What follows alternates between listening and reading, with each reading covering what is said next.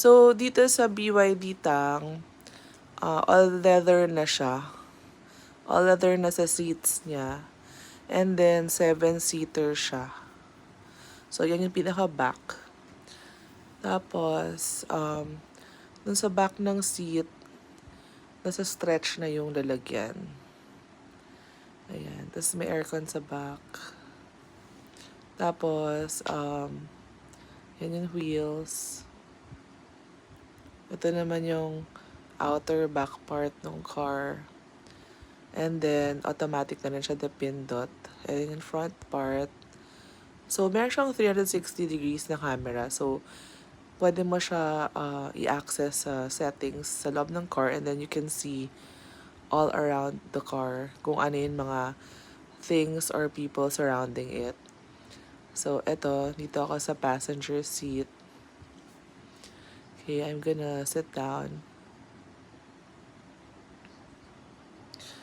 So, yan yung door.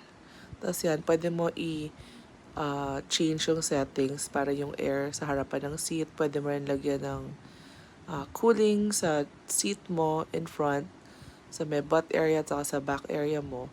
And then may ambient light din siya. And there's sunroof also. So, pwede may open yung bubong. Yan naman yung back part. Second row yon. Ayan, may ambient light. Pwede iba-ibang colors. Palitan yan. And then yung steering wheel, pwede mo rin siya i-access lagyan ng heat. And then, pwede ka rin mag-charge ng phone dyan. Yan. Yan yung container niya. And then yung pinipindot lang din siya. Yan, container. And then, dyan sa baba, pwede ka mag-charge ng phone mo dyan. So, dito may pindot din para ma-open yung container.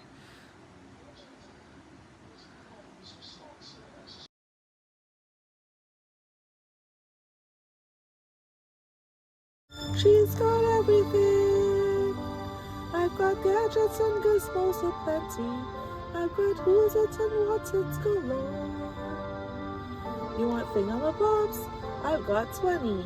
But who cares? No big deal.